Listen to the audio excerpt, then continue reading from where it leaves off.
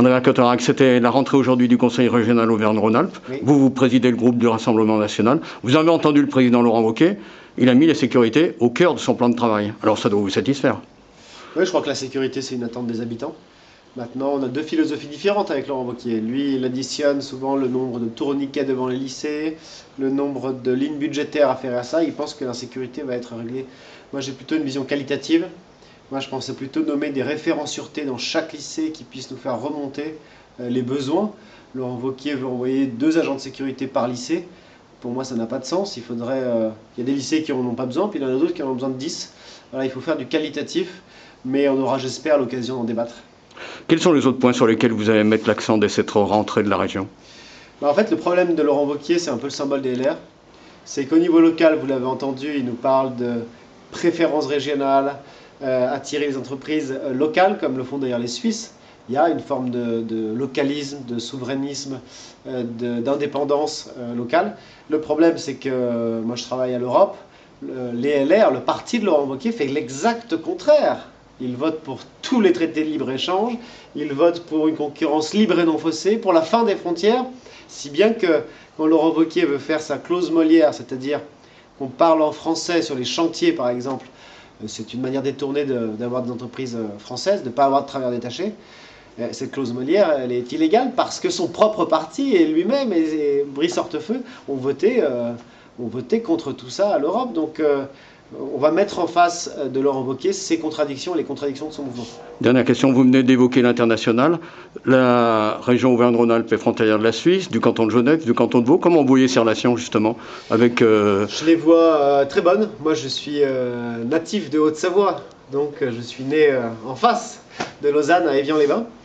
Je les vois très bien, de toute façon il est indéniable d'avoir des relations avec la Suisse, principalement avec le canton de Genève. Pourquoi? Parce qu'on est la région qui avons le plus de métropoles en France. Saint-Étienne, Clermont, Grenoble, Lyon évidemment.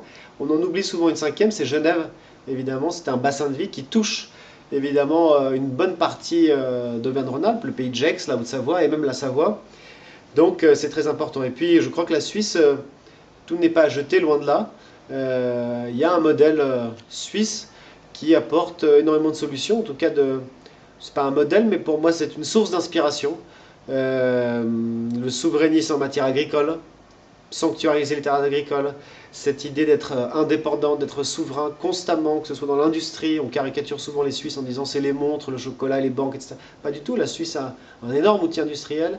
La Suisse porte en elle une forme de patriotisme à travers le service militaire, à travers cette vision localiste où finalement on préfère les locaux avant le reste. Petit codicile à cette ultime question. Le CEVA a été bouclé, donc les relations en chemin de fer vont bien de ce côté-là. Mais puisque vous évoquez justement Évian, est-ce qu'on peut penser qu'un jour, il y aura le bouclage avec Saint-Gingolph et puis la vallée de l'autre côté? Je pense que ce serait évidemment logique.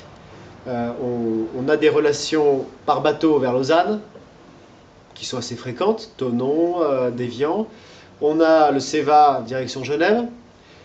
Ça me paraît très logique qu'on aille vers le canton du Valais, qui pour le coup est complètement fermé, sclérosé, enclavé. Donc évidemment pour moi c'est très important.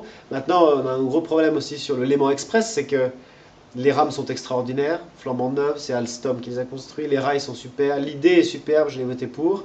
Mais le problème c'est qu'on a encore toujours des retards. Et manifestement, même si vous êtes un modèle suisse, moi j'apprécie beaucoup cette régularité pendulaire. Régularité pendulaire, et la protection sociale en Suisse n'est pas aussi forte qu'en France, c'est-à-dire que quand un frontalier a un retard, 2 retards, 3 retards, ça peut être très grave et c'est normal. Donc effectivement, si vous voulez, la désorganisation et les retards provoquent finalement un échec de cette ligne-là. Je pense qu'il faut relancer tout ça, ouvrir sur le Valais, ouvrir sur le canton de Vaud.